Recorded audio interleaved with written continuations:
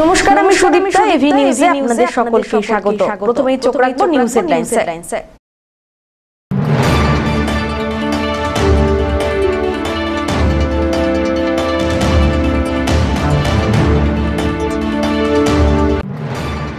হাসপাতালের নিরাপত্তা জোরদার করতে উদ্যোগী স্বাস্থ্য দপ্তর, গঠন হলো অডিট কমিটি।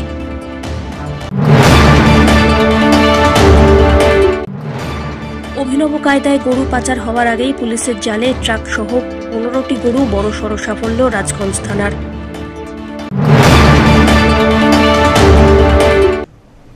এবার আসছে বিস্তারিত সংবাদে। আরজিকরের ঘটনার পর রাজ্যের সমস্ত মেডিকেল কলেজ ও হাসপাতালে নিরাপত্তা জোরদার করতে উদ্যোগী হয়েছে স্বাস্থ্য দপ্তর। রাজ্যের প্রাক্তন পুলিশ অফিসার সুরজিৎ কর পুরকায়েস্তের নেতৃত্বে অডিট কমিটি গঠিত হয়েছে। বুধবার জলপাইগুড়ি জেলাশাসক দপ্তরের আরটিসি হল ঘরে জলপাইগুড়ি ও কোচবিহারের মেডিকেল কলেজ ও হাসপাতালের নিরাপত্তা নিয়ে বিশদে আলোচনা করতে বৈঠক হলো। একাধিক স্বাস্থ্য আধিকারিকের পাশাপাশি রাজ্য কমিটির প্রতিনিধিরা ছিলেন। উল্লেখ্য, আরজিকর কাণ্ডের পর হাসপাতালগুলির নিরাপত্তা নিয়ে উঠছে প্রশ্ন। দ্বিতীয়বার আরজিকর কাণ্ডের মতো কোনো ঘটনা যাতে না হয় সেদিকে জোর দেওয়া হয়েছে। জলপাইগুড়ি কোচবিহার মেডিকেল নিরাপত্তা ব্যবস্থা কতটা কি দরকার রয়েছে সেই সব বিষয়ে আলোচনা হয়। এছাড়া নিরাপত্তাকে কেন্দ্র করে এখনো পর্যন্ত কি কি ব্যবস্থা নেওয়া হয়েছে তাও সরেজমিনে খতিয়ে দেখলেন কমিটির প্রতিনিধিরা। জলপাইগুড়ি মেডিকেল কলেজ ও হাসপাতালে পুলিশ ফাঁড়ি হলেও কোচবিহার মেডিকেল কলেজ এবং হাসপাতালে এখনো পুলিশ ফাঁড়ি করা হয়নি, এমনটাও বৈঠকে তুলে ধরা হয়। বৈঠক শেষে জলপাইগুড়ি মেডিকেল কলেজ ও হাসপাতালের নিরাপত্তা সরেজমিনে খতিয়ে দেখল রাজ্য কমিটি। কমিটিতে ছিলেন কলকাতার যুগ্ম কমিশনার কর্নেল নভেন্দ্র সিং পাল, ডেপুটি ইন্সপেক্টর জেনারেল জয় বিশ্বাস, কলকাতার ডেপুটি পুলিশ কমিশনার পুষ্পা, পূর্ত দপ্তরের স্বাস্থ্য সুপারিনটেন্ডেন্ট ইঞ্জিনিয়ার তাপস মাইতি, স্বরাষ্ট্র পার্বত্য বিষয়ক দপ্তরের সচিব সৌম্য ভট্টাচার্য, স্বাস্থ্য দপ্তরের যুগ্ম সচিব খালেল কাইজার প্রমুখ। আমরা তো state level security audit team সেটা আমরা এখানে এসেছি নর্থ বেঙ্গলে। গতকালকে আমরা রায়গঞ্জ আর NB north Bengal medical college এই দুটো আমরা দেখেছি, ভিজিট করেছি, ইন্টারঅ্যাক্ট করেছি। আজকে আমরা এখন জলপাইগুড়ি আর কুচবিহার এই দুটো মেডিকেল কলেজে যারা হেলথ অফিসিয়ালস আছেন, স্টেক হোল্ডার্স আছেন, জুনিয়র ডক্টরস, প্রিন্সিপাল, এমএসবিপি, অ্যাডমিনিস্ট্রেশনে যারা আছেন সবার সঙ্গে ইন্টারঅ্যাক্ট করলাম। ওদের বিভিন্ন ইস্যুসগুলো ডিসকাস হয়েছে। ওরা খুব ভালো মতো যে সিকিউরিটি মেজার্সগুলো যেগুলো নিতে বলা হয়েছে ইন দ্য মিড টাইম সেগুলো ওরা নিয়েছেন। আর ভবিষ্যতে আরও কী হতে পারে কিছু কিছু ভালো সাজেশনস, রেকমেন্ডেশনস ওরা দিয়েছেন আমাদেরকে, সেগুলো আমরা নোট করেছি। তো will make a compilation of all this things and try and put up a good recommendation. আপনারা কোনো কিছু নির্দেশ দিয়েছেন? না, আমরা তো এখন we are just gathering information, we are getting the feedback, সব স্টেক হোল্ডারদের সঙ্গে আলোচনা করছি, করার পরে আমরা ফাইনাল রিপোর্ট যখন হবে তখন। প্রপোজাল বলতে এটা তো একটা প্রোগ্রাম না আমাদের, এটা তো সিকিউরিটি অডিট যেটা টিম সেন্ট্রালি থেকে এসছে। আমাদের ডিস্ট্রিক্টেরও টিম আছে under chairmanship of district magistrate. তো ফলে সেখানে তার তরফ থেকে আমাদের পুলিশ, ডিস্ট্রিক্ট ম্যাজিস্ট্রেট, আমরা রেগুলার ওয়েতে আমাদের ভিজিট করা হয়, হসপিটালগুলোতে ভিজিট করা হয়, মিটিং করা হয়। তারপরে কিছু কিছু যে বিষয়গুলো মনে হচ্ছে যে ইমপ্রুভ করা দরকার সেগুলো আমরা বলেছি। তার মধ্যে একটা হচ্ছে সিকিউরিটি, যে সিকিউরিটিগুলোতে নেবেন তাদের ট্রেনিং দরকার। তারপরে যদি তাদের মধ্যে এক্স আর্মিম্যান, এক্স পুলিশম্যান থাকে তাহলে সেটা বেটার হবে, তার সুপারভিশনটা বেটার হবে, তাদের কন্ডাক্টটা বেটার হবে। এই জায়গাগুলো আছে। আমাদের যে পুরনো বিল্ডিংয়ের প্রবলেমগুলো আছে সেগুলো যদি রিজলভ করা যায়, কিংবা পুরনো বিল্ডিং যদি আগে থেকে প্ল্যান করে নতুন কোথাও সিট করানোর ব্যবস্থা করা যায়, এই যে বিষয়গুলো। হ্যাঁ, পুলিশ ফাঁড়ির প্রপোজালটাও দিলাম যে পুলিশ ফাঁড়ি আমাদের নেই, আমাদের নিয়ে একটা ক্যাম্প আছে, তো পুলিশ ফাঁড়ি হলে তাহলে সেটা সুবিধা হবে। ওনারা এই মুহূর্তে কোনো না, এই মুহূর্তে ওনারা আমাদের বক্তব্য শুনলেন, তারপরে যাবেন আর কি, ওনাকে রিপোর্ট করবেন। ধীমান রায়ের রিপোর্ট, এভি নিউজ।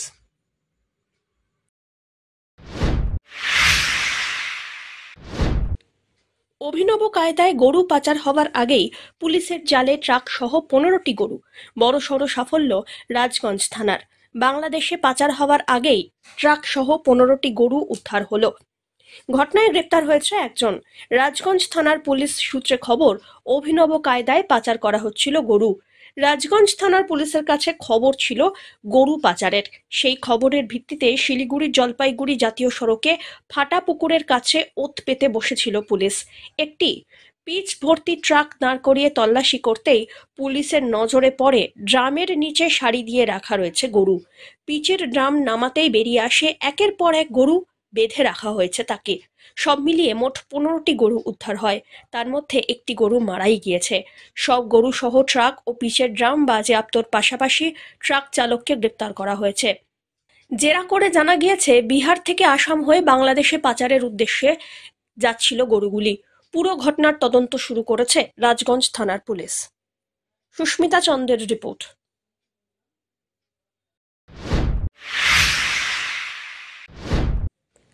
সাধারণ মানুষ ভবিষ্যৎ ক্রেডিট কার্ডের জন্য আবেদন করলেও ব্যাংকগুলি সেভাবে সাড়া দিচ্ছে না বলে অভিযোগ। এই সমস্যার সমাধানে এবারে পদক্ষেপ করলেন জলপাইগুড়ি সদর মহকুমা শাসক তমজিৎ চক্রবর্তী। রাজ্য সরকারের একটি অন্যতম প্রকল্প ভবিষ্যৎ ক্রেডিট কার্ড। এর মাধ্যমে বেকার যুবক যুবতী সহ অন্যান্য সাধারণ মানুষ এককালীন সর্বাধিক 5 লক্ষ টাকা ব্যাংকের মাধ্যমে ক্ষুদ্র ঋণ পেয়ে থাকেন। এর মাধ্যমে তারা ছোটখাটো কোনো ব্যবসা করার সুযোগ পান, কিন্তু তা পেতে অনেকেরই সমস্যা হচ্ছে বলে অভিযোগ। মঙ্গলবার সদর মহকুমা শাসক জলপাইগুড়ি শহরের প্রায় 15টি ব্যাংক কর্তৃপক্ষের সঙ্গে বৈঠকে বসেন। কেন সাধারণ মানুষ এই প্রকল্প থেকে বঞ্চিত হচ্ছেন তা ব্যাংকগুলির কাছে জানতে চেয়েছেন। এ বিষয়ে সদর মহকুমা শাসক জানান, কেন এই প্রকল্পের সুবিধা মানুষ পাচ্ছেন না তা নির্দিষ্টভাবে ব্যাংকগুলির কাছ থেকে জানতে চাওয়া হয়েছে। যেসব কারণেই ব্যাংকগুলির তরফ থেকে উঠে এসেছে, সেই তথ্য যথার্থ নয় বলেই মনে করছেন তিনি। দ্রুত এই বিষয়টি সমাধানের জন্য সকলকে বলা হয়েছে। আগামী দিনে এই প্রকল্পের মাধ্যমে যাতে ভালো শিল্প উদ্যোগ তৈরি হয়, সেই জন্য পদক্ষেপ নিচ্ছেন বলেও জানিয়েছেন তিনি। ভবিষ্যৎ ক্রেডিট কার্ডের আপনারা জানেন পশ্চিমবঙ্গ সরকারের মাননীয় মুখ্যমন্ত্রীর একটা যুগান্তকারী প্রকল্প ভবিষ্যৎ ক্রেডিট কার্ড, যার মাধ্যমে যে বেকার যুবক যুবতীরা বা এমনি অন্য ব্যবসায়ীরা যারা ব্যবসার জন্য ক্ষুদ্র ঋণ চাইছেন, যারা 5 লক্ষ টাকা অবধি ব্যবসা করবেন তারা চাইছেন, তারা তাদের ব্যবসা গঠন করতে পারেন, সেটা নিয়ে ব্যাংকগুলোকে ডেকেছিলাম। কারণ অনেক ক্ষেত্রে আমাদের কাছে অভিযোগ আসে যে ভবিষ্যৎ ক্রেডিট কার্ডের জন্য তারা আবেদন করেছে কিন্তু ব্যাংক তাতে সাড়া দিচ্ছে না। তার জন্য আমরা পুরো কেস ধরে ধরে ব্যাংককে জিজ্ঞাসা করেছি যে আপনারা কেন একে লোন দিলেন না। এই প্রক্রিয়াটা আমরা চালিয়ে যাব এবং আমরা ব্যাংকের কাছ থেকেও জানতে চাইব যে ভবিষ্যৎ ক্রেডিট কার্ডে যে আমাদের ভাইয়েরা বা বোনেরা অ্যাপ্লাই করছেন সেটা কেন তারা লোন দিচ্ছেন না। একই সাথে ভবিষ্যৎ ক্রেডিট কার্ড স্কিমটা যাতে আরেকটু মানুষের মধ্যে ছড়ায় এবং ভবিষ্যৎ ক্রেডিট কার্ডে আগামী দিনে জলপাইগুড়ি মহকুমাতে যাতে আমরা বিশ্ব বাংলার অনুসরণে ভালো কর্মোদ্যোগী ভালো শিল্পোদ্যোগী তৈরি করতে পারি, সেটা নিয়েই আজকের বৈঠক। সমস্যাগুলো কোথা থেকে আসছে, ব্যাংকে থেকে কি পাওয়া যাচ্ছে? মূলত ব্যাংক যেটা বলছেন যে এটা ব্যাংকের বক্তব্য যে কোথাও কোথাও সিভিল স্কোর লো আছে, এরকমটা ওনারা বলছেন। আমরা যে ক্ষেত্রে বলেছি যে আপনাদের যদি সিভিল স্কোর লো থাকে, সিভিল স্কোরটা আমাদের জানান, সিভিল স্কোর কত আছে, বা আমরা পার্টিকুলার কেস ধরে ধরে দেখিয়েছি যে এই রিজেকশনগুলো যথাযথ বলে আমাদের মনে হচ্ছে না, মহকুমা স্তরীয় কমিটির মনে হচ্ছে না, সেইটা আমরা জানিয়ে ওনাদেরকে বলেছি এই রিজেকশন আমরা মানছি না, আপনারা এটাকে পুনর্মূল্যায়ন করুন এবং চেষ্টা করুন যাতে ভবিষ্যৎ ক্রেডিট কার্ডের লোনটা আপনার ব্যাংক থেকে পেতে পারে।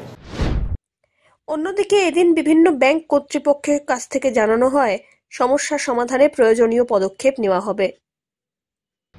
যেগুলো ভবিষ্যৎ ক্রেডিট কার্ড ব্যাংকে স্পন্সর কেসেসগুলো আছে আর কি, সেগুলো স্ট্যাটাস মানে সেগুলো কেন পেন্ডিং আছে বা কিভাবে ওটাকে আমরা করতে পারি, ডিসপোজ অফ করতে পারি, এবং কী কী দিকগুলো ব্যাংকাররা দেখছেন আর কি for assessment part and all, সেগুলো নিয়ে ডিসকাশন হলো এবং যাতে পেন্ডেন্সিটাকে কমানো যায়, আরও যাতে বেনিফিশিয়ারিজ অ্যাপ্লাই করতে পারে সেই বিষয়ে। সাধারণ মানুষের জন্য কি সুবিধা হবে বা এরকম কিছু আলোচনা?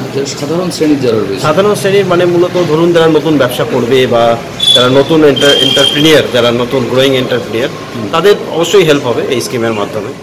তো সেটার ব্যাংকের ওপিনিয়নটা উনি চাইলেন যে কোন ক্ষেত্রে আমরা কি স্ক্রিনিং আমরা করি আর কি, যেরকম ধরুন সিভিল স্কোর বলুন, এগুলো যেগুলো প্রিলিমিনারি স্ক্রিনিং আছে সেগুলো যদি ঠিক থাকে এবং সে যদি তার যদি কিছু করার ইচ্ছা থাকে তাহলে সেটাকে অবশ্যই আমরা করব। মানে আর পেন্ডিং যেগুলো পড়ে আছে অ্যাপ্লিকেশন স্পন্সর, সেগুলোকে কীভাবে ডিসপোজ করা যায় সেটা নিয়েই একটা আলোচনা করেছি। মূলত কতগুলো ব্যাংক আনুমানিক আজকে এসেছিল? আজকে আমাদের 6টা ব্যাংক এসেছে। সব কি জলপাইগুড়ি সদর শহর? হ্যাঁ, জলপাইগুড়ি সদর। সব্যসাচী মজুমদারের রিপোর্ট, এভি নিউজ।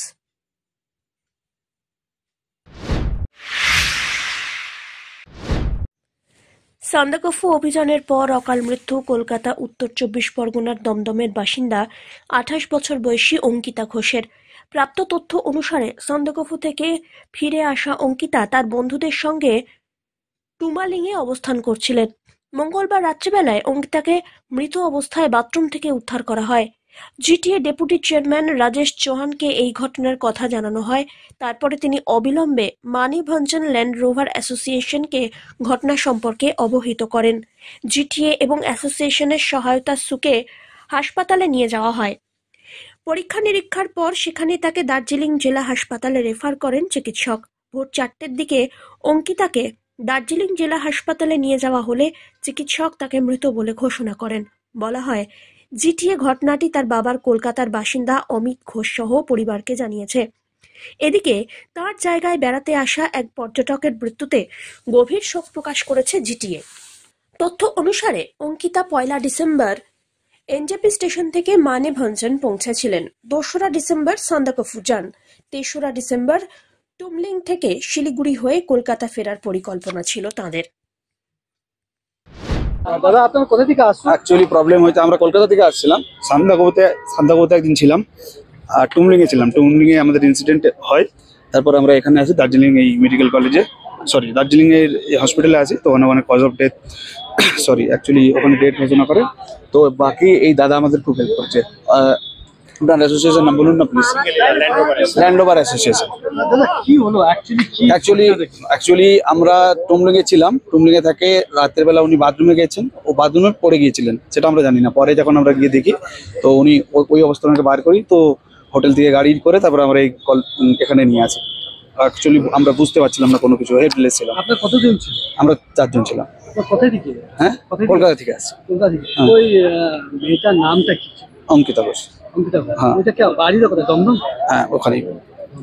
কিছু আপনার অভিজিৎ কি হলো, কি মানে হার্ট অ্যাটাকে কি, সেটা আমি বুঝতে পারছি না। কজ অফ ডেথ যতক্ষণ না আসছে আমি বলতে পারছি না, যতক্ষণ না ওনারা পোস্টমর্টম রিপোর্ট দিচ্ছে। অভিজিৎ পাল। জলপাইগুড়ির পাহাড়পুরে কলকাতা হাইকোর্টে স্থায়ী সার্কিট বেঞ্চ তৈরির কাজ শেষের পর্যায়ে। সার্ভিস রোডের জন্য প্রয়োজন রাস্তা। এদিকে জাতীয় সড়কের জমি দখল করে তৈরি হয়েছে একাধিক বসতবাড়ি। প্রশাসনের তরফ থেকে কয়েকবার নোটিশ জারি করার পরেও সরকারি জমি দখল করে তৈরি করা বসতবাড়ি সরিয়ে নেওয়া কিংবা ভেঙে ফেলা হচ্ছে না। বুধবার জেলা শাসকের নির্দেশে সরেজমিনে এলাকা পরিদর্শন করল ব্লক প্রশাসন। এলাকাবাসীদের 7 দিনের মধ্যে বাড়ি ভেঙে ফেলার নির্দেশ দেওয়া হয়েছে। জলপাইগুড়ি সার্কিট বেঞ্চে স্থায়ী পরিকাঠামো, সেই পরিকাঠামোর কাজ প্রায় সম্পূর্ণ হতে চলেছে। হাইকোর্টের সার্ভিস রোডের জন্য জমি প্রয়োজন। অভিযোগ, জাতীয় সড়ক কর্তৃপক্ষের জমি দখল করে তৈরি হয়েছে 25টি বসতবাড়ি। জমির দলিল কিংবা পাট্টা না থাকা সত্ত্বেও সেখানে বাড়ি বানিয়ে বসবাস করছে পরিবারগুলি। 24 জুলাই এলাকায় বাসিন্দাদের নোটিশ দিয়ে সরে যেতে বলা হয়। এরপরেও কেউ সরে যাননি। আবার নোটিশ দেওয়া হলেও কাজ হয়নি। 21 নভেম্বর নোটিশ দিয়ে সরে যেতে বলা হয়েছে, তাতেও কাজ না হওয়ায় এদিন সরেজমিনে ব্লক প্রশাসনের প্রতিনিধিরা পুলিশ বাহিনীকে সঙ্গে নিয়ে বাড়ি ভেঙে সরিয়ে নিয়ে যাওয়ার নির্দেশ দিল। নিজেরা বাড়িতে না ভাঙলে প্রশাসনের তরফ থেকে সেই বাড়ি ভেঙে দেওয়া হবে বলে হুঁশিয়ারি দেওয়া হয়েছে। হ্যাঁ, এখানে আমাদের জেলা শাসক মহাশয়কে হাইকোর্ট থেকে বলা যেভাবে নির্দেশ দেওয়া হয়েছে সেভাবে উনি আমাকে নির্দেশ দিয়েছেন যে এখানকার মানুষদের সঙ্গে কথা বলে এখানকার মানুষদেরকে এখান থেকে এই জায়গাটা খালি করানোর জন্য। সেই বিষয়ে আমরা এখানকার লোকজনদের সাথে কথা বললাম এবং আশা করব যে এখানকার লোকজন আমাদেরকে সহযোগিতা করবে। কতগুলো বাড়ি রয়েছে এবং কি এদের? এখানে তো 25টা পরিবার না, 27টা পরিবার আছে। এদের পুনর্বাসনের কোনো চিন্তা ভাবনা রয়েছে? সেগুলো নিয়ে ডিএম ম্যাডামের সঙ্গে আপনারা কথা বলুন, উনি বলতে পারবেন এই বিষয়ে। কদিন টাইম দিয়ে গেলে আলটিমেটাম? আমরা এখানে 7 দিনের জন্য, ওনারা বলছিলেন বারবার করে যে ভেঙে নেওয়ার টাইম লাগবে, সেটা 7 দিনের সময় দিলেন আমরা। আগেও কি সচেতন করেছিলেন? ঠিক আছে, এখানে 6 মাস ধরে 24শে জুলাই ফার্স্ট নোটিশ এনাদেরকে দেওয়া হয়েছিল, তারপরে আরেকটা নোটিশ দেওয়া হয়েছে, তারপরে 21 তারিখ নভেম্বর মাসে আবার একটা 3টে নোটিশ দেওয়া হয়ে গেছে। গড়িমসি করেছে বলে আজকে এরকম? না, গড়িমসি দেখেন, ওইখানকার মানুষ মানে এখানকার যারা আছে তারা তো জানে যে আমাদেরকে 6 মাস ধরে বলা হচ্ছে উঠতে, ওরা এখন বুঝে যাবে আশা করি, আর আশা করি 7 দিনের মধ্যে আমরা একটা ভালো রেজাল্ট পাবো। এদিকে এলাকাবাসীর দাবি, তারা দীর্ঘদিন ধরে ওই এলাকাতেই বসবাস করছেন, এখন কোথায় যাবেন কিছুই বুঝতে পারছেন না। ভিডিও কেন আসলো? ভিডিও আসে এই যে রাস্তার ধারে আমরা বাড়ি করে আসি, ওই জন্য হচ্ছে উঠায় দেওয়ার জন্য আসছে। আগে কি নোটিশ দিয়েছিল আপনাদের? হ্যাঁ, 3 মাস আগে নোটিশ দিয়েছিল। কি বলেছিল? আমরা কি বলবো, মানে সরে যেতে বলেছিল? সরে যেতে বলছে। কেন এটা বলছে? মানে কি ওদের জায়গা লাগবে, হাইকোর্টের জন্য রাস্তা করবে, ওই জন্য লাগবে, কিন্তু হাইকোর্টের জন্য রাস্তার জন্য তো গরিব বাসগুলোই চলে যাচ্ছে। কতদিন থেকে বাস করছেন এখানে? আমাদের হয়ে গেল 50-60 বছর তো হয়ে গেল বাস করা। আজকে কি বলে গেল লাস্ট? আজকে বলে গেল যে 7 দিনের টাইম দেওয়া হলো। 7 দিন পর কি করবেন? 7 দিন পর এসে ভেঙে দিবে। কে কে থাকেন বাড়িতে? বাড়িতে স্বামী থাকে, আমি, ছেলে মেয়ে। কি করবেন কিছু ভাবছেন? কিছু ভাবার নেই, কি করব। কি করবেন এই 7 দিন পর? 7 দিন পর এখন কি করবো, রাস্তায় আবার তম্বু টাঙ্গা থাকতে লাগবে, কিছু তো আমাদের ব্যবস্থা নেই। আমরা মনে করো এখানকারই মনে করো আমরা বাসিন্দার, এখানে ভোট তো সবকিছু তো আমাদের এখানেই। আমরা তো মনে করো বাংলাদেশ থেকে আসি নেই। আমরা যদি আজকে বড় লোকই থাকতাম তাহলে কি আর রাস্তার ধারে কি বাড়ি করতাম না, বুঝছো? এখন সরকার এমন করে দিচ্ছে আমাদেরকে, মানে পথে, মানে ছেলে পেলে নিয়ে, স্বামী নিয়ে আমরা কোথায় থাকবো? রাস্তায় কি আমরা জান দিব বলেন? কি করে 7 দিনের মধ্যে আমাদেরকে বললো যে বাড়ি ঘর ভাঙিয়ে আপনারা চলে যান, কোথায় যাবো? আমাদের কিন্তু পুরো জব্দ করতেছে, বিডিও সাহেব মনে করো জব্দ করতেছে, আইসি সাহেব জব্দ করতেছে। আমরা কি উত্তর দিব? আমরা দিন আনি দিন খাই, খাওয়ার পরে আমরা মনে করে চলি, তাহলে আমাদেরকে এখন রাস্তা মরতে লাগবে। তাহলে কি বিডিও সাহেব চান আমরা মরুক? এতগুলা ফ্যামিলি 26টা লোক কি মরবে বলেন তো? ধীমান রায় রিপোর্ট, এভি নিউজ।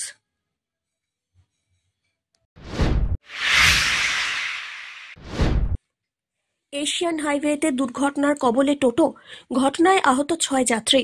মঙ্গলবার সন্ধ্যায় ঘটনাটি ঘটেছে ধূপগুড়ি মহকুমার গিলান্ডি ব্রিজ সংলগ্ন এলাকায়। ঘটনায় 5 জনকে জলপাইগুড়ি সুপার স্পেশালিটি হাসপাতালে স্থানান্তরিত করা হয়েছে।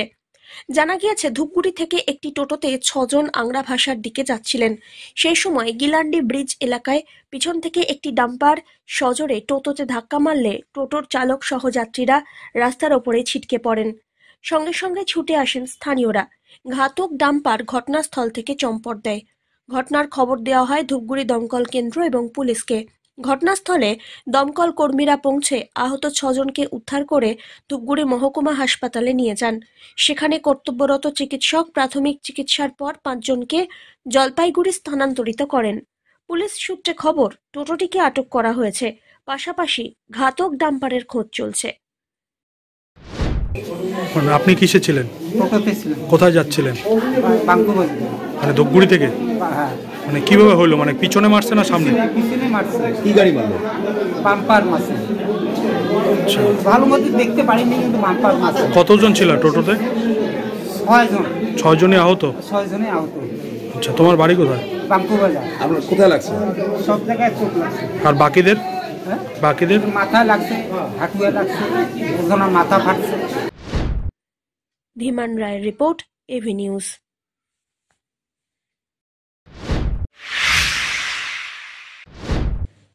পশ্চিমবঙ্গ সরকার তথ্য সংস্কৃতি বিভাগের বিরসা মুন্ডা একাডেমির উদ্যোগে জলপাইগুড়ি জেলা তথ্য ও সংস্কৃতি দপ্তরের যৌথ ব্যবস্থাপনায় 2 দিনব্যাপী মুন্ডারি নৃত্য ও সঙ্গীত বিষয়ক কর্মশালা অনুষ্ঠিত হয়ে গেল। বুধবার বাতাবাড়ির একটি বেসরকারি রিসর্টে কর্মশালার সূচনা হয়। প্রদীপ প্রজ্বলন করে এই কর্মশালার সূচনা করলেন তথ্য ও সংস্কৃতি বিভাগের বিরসা মুন্ডা একাডেমির সভাপতি দুলাল মুর্মু।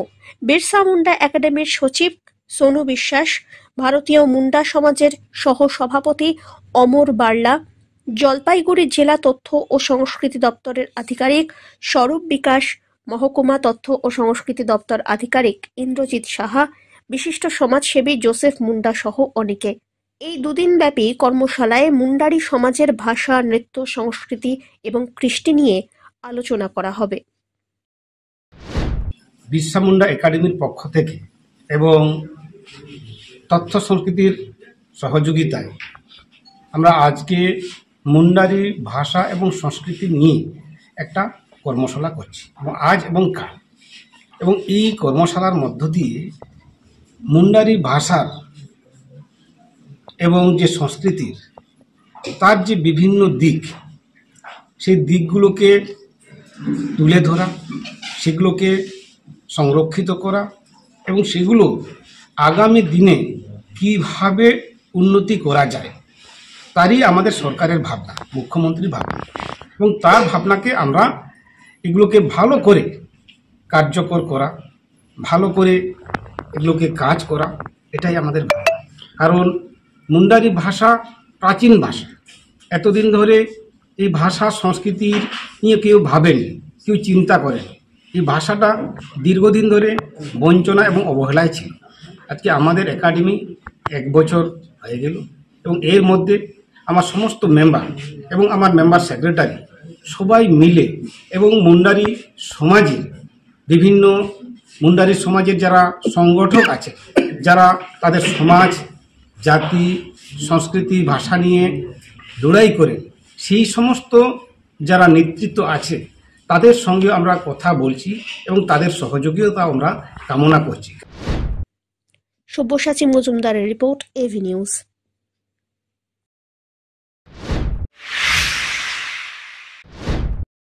প্রতিদিনের মতো মঙ্গলবার রাত্রে দোকান বন্ধ করার আগে গোডাউনের মালপত্র গুছিয়ে রাখার কাজ করছিলেন মালিক সহ কর্মচারীরা।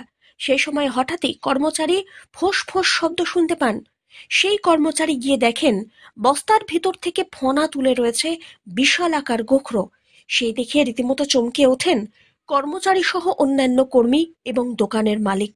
বস্তার ভেতরে গোখরো, কথা শুনে মুহূর্তের মধ্যে বাজার চত্বরে হই হট্টগোল লেগে যায়। ধূপগুড়ি শহরের হনুমান মন্দির সংলগ্ন আলুপট্টি এলাকায় ঘটেছে এই ঘটনা। ব্যবসায়ী অভিষেক কুন্দলিয়ার গোডাউনে দেখা যায় গোখরো সাপ।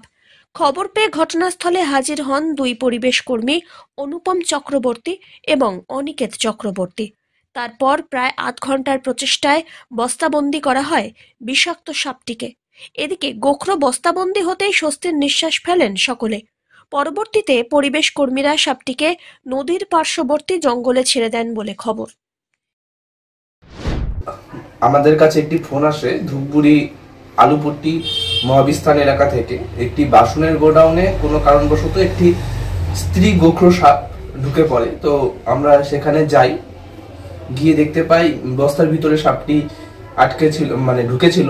তো ওখানে যে লেবাররা আছে তারা কাজ করছিল, শব্দ শুনে তারা আতঙ্কিত হয়, আমাদেরকে ফোন করে। আমি অনিকেত চক্রবর্তী আর অনুপম চক্রবর্তী আমাদের সদস্য, দুজন মিলে আমরা সেখানে গিয়ে সাপটিকে ঘণ্টাখানেকের চেষ্টায় উদ্ধার করি এবং নিরাপদ স্থানে জলাশয়ের ধারে ছেড়ে দেওয়া হয়। ধীমান রায়ের রিপোর্ট, এভি নিউজ।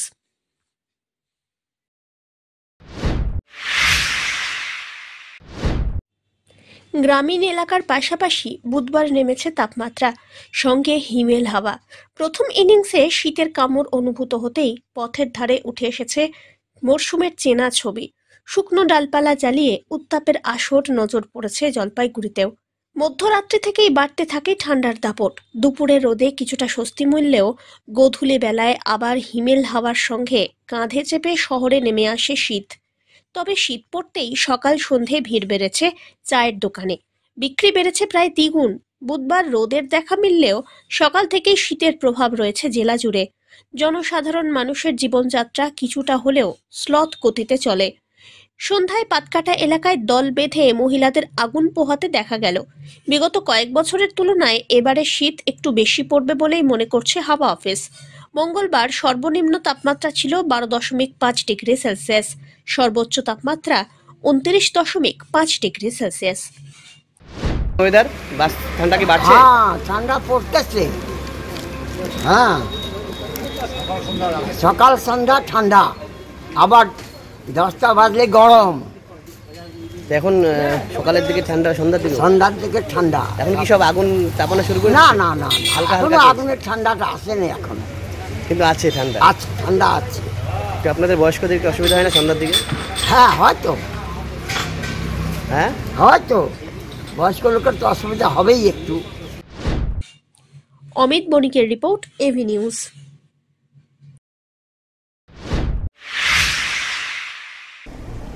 শেষ করবার আগে নিউজ হেডলাইন্স আরো একবার।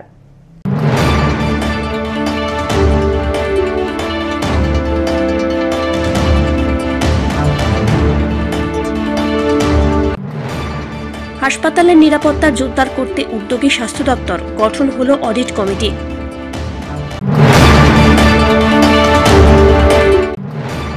অভিনব কায়দায় গরু পাচার হওয়ার আগেই পুলিশের জালে ট্রাক সহ 15টি গরু, বড়সড় সাফল্য রাজগঞ্জ থানার।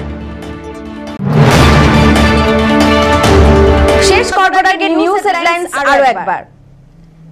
এখনকার মতো এভি নিউজ এ পর্যন্তই। পরবর্তীতে আসছি আরো সংবাদ নিয়ে। দেখতে থাকুন আমার ভিশন। নমস্কার।